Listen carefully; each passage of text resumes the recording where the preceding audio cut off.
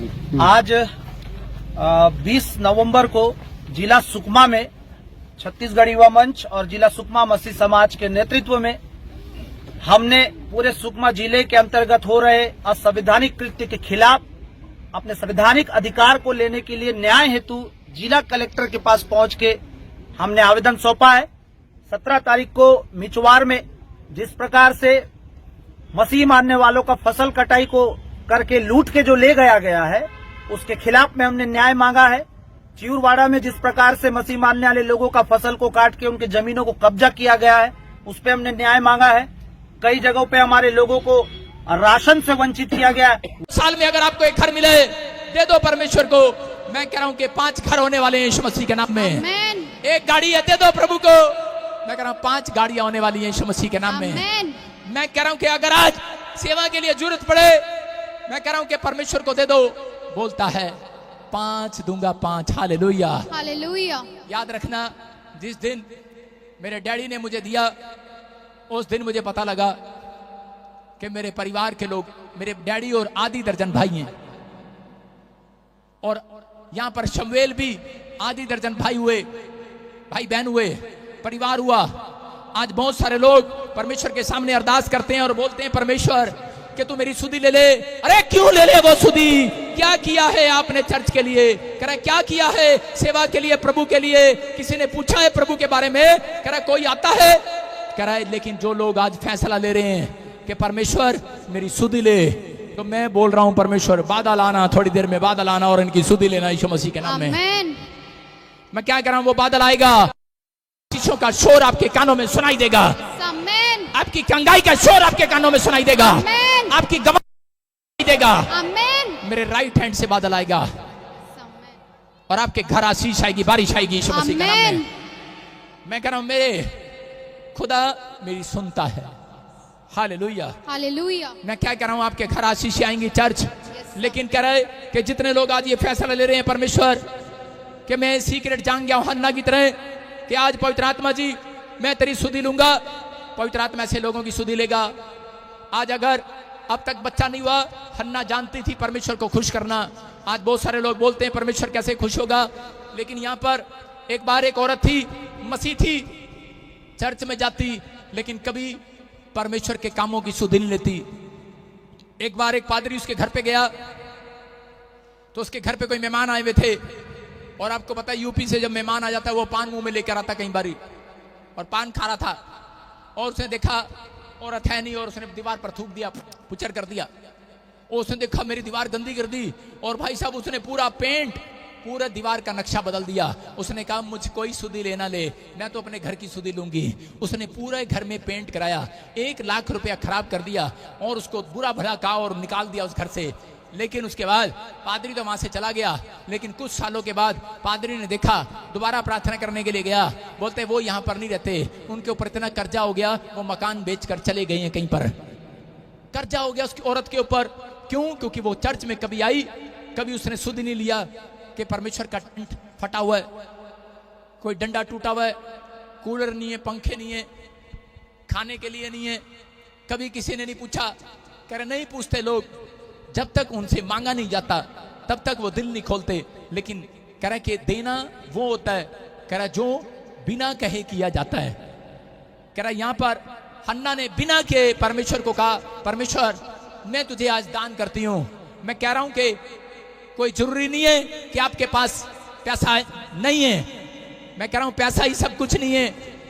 अगर आपके पास पैसा नहीं है आप परमेश्वर को बोलना स्टार्ट करो कि परमेश्वर मैं एक संडे मैं तुझे सेवा के लिए अपने आप को अर्पण करती हूं। जब आप आओ यहां पर झाड़ू लगाओ, दरी बिछाने के लिए सेवा दो। भाई साहब मैं करनाल के अंदर था और मैंने देखा करनाल के अंदर के लोग एक सत्संग में जो प्रभु को नहीं जानते वो लोग वहां पर खड़े हुए लाइन में खड़े थे और क्या क्या क्या मांग रहे थे। मैंने पूछा क्या बट रहा है यहाँ पर? बाहर लाइन लगी हुई है, क्या बट रहा है? छोले पूरी क्या कोई प्रसाद बट रहा है क्या? बोलते नहीं। कह रहे यहाँ पर सेवा बट रही है, सेवा। मैं हैरान हो गया, मैंने कहा कैसी सेवा बट रही है?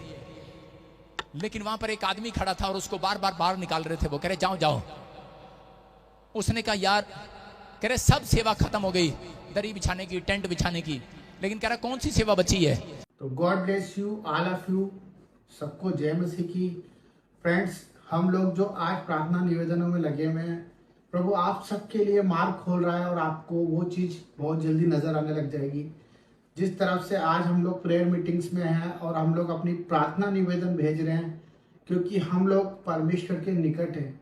जितना हम परमेश्वर को पुकारेंगे उतना परमेश्वर हमारे पास होगा, क्योंकि वचन कहता है कि ढूंढोगे तो पाओगे और खटखटाओगे तो तुम्हारे लिए खोला जाएगा, क्योंकि वो हृदय के द्वार पर खटखटाता है और हमारे लिए खड़ा हुआ है। तो जो लोग विश्वास करते हैं मेरे भाई बहनों, आज उन सब के लिए प्रभु बहुत बड़ा मार्ग खोलने वाला है।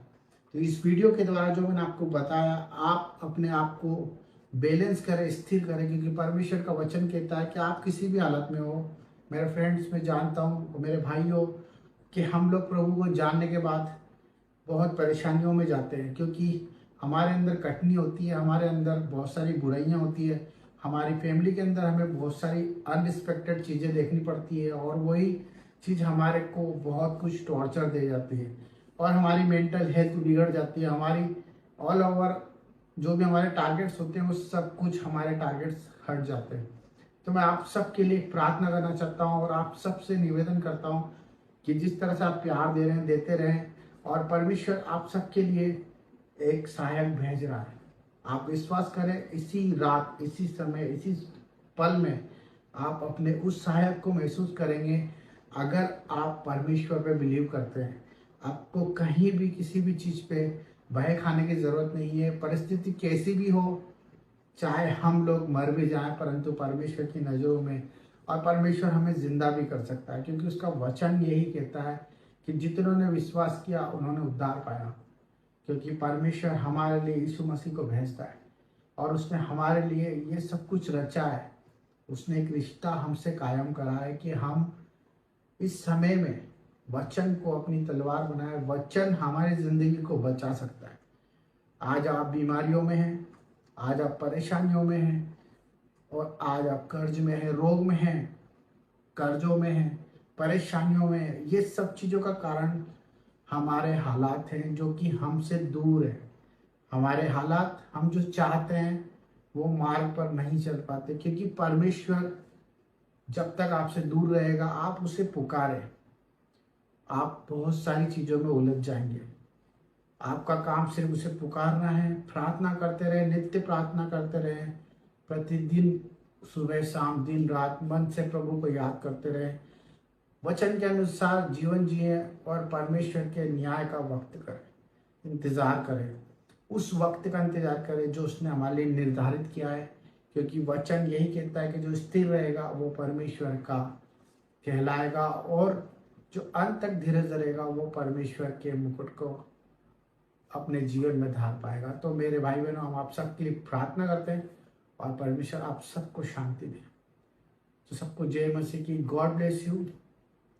हालेलुया। पिता परमेश्वर, हम सब भाई बहनों के लिए प्रार्थना करते हैं, जो लोग कमेंट बॉक्स में प्रार्थना करते हैं पिता, जिनकी जैसी परेशानी प्रभु आप देख रहे हैं, और आपका मैसेज और उनकी बात प्रभु आप तक जाए। मेरे प्यारे पिता, मेरा उद्देश्य यही है कि जो आज आपके द्वारा चुने गए हैं वो सब चीज़ सुरक्षित और सुरक्षित जीवन जिए। मेरे पिता परमेश्वर, उनके जीवन में बाहर आ जाए, आनंद से भर जाए, बीमारी उनके आसपास ना हो प्रभु, और उनके जीवन में तेरी उमंग और आस हो, बीमारियां छोटी हो जाए और जिंदगी तेरे नाम से खुशहाल हो जाए। प्रभु, तेरे आगे हाथ फैलाने वाले कभी मनुष्य के आगे हाथ ना फैलाएंगे। मेरा विश्वास है मेरे प्यारे पिता कि तेरे बच्चे तेरे न्याय के लिए खड़े हैं और अपने आप को नहीं परंतु तुझे देख के जीने वाले हैं। सबको जय मसीह की, और सबके लिए आशीषित हो प्रभु यीशु के नाम में, आमीन। तो God bless you all of you. ये आपके लिए एक मैसेज था। परमेश्वर आप सबको शांति दे।